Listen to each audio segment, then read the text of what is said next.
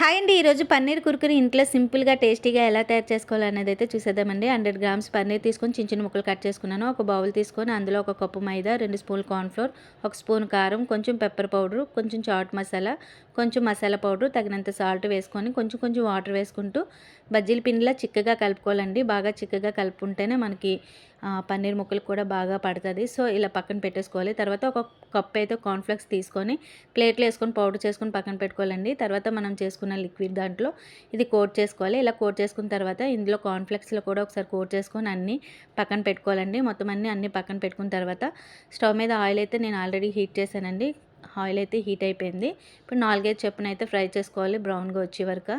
చాలా టేస్టీగా ఉంటాయండి. ఒకసారి ట్రై చేయండి. చికెన్తో కూడా ఇంకా బాగుంటాయి. ఆ రెసిపీ కూడా మీకు తర్వాత పోస్ట్ చేస్తాను. ఈ వీడియో నచ్చితే లైక్ చేయండి. అలానే సబ్స్క్రైబ్ చేసుకోండి.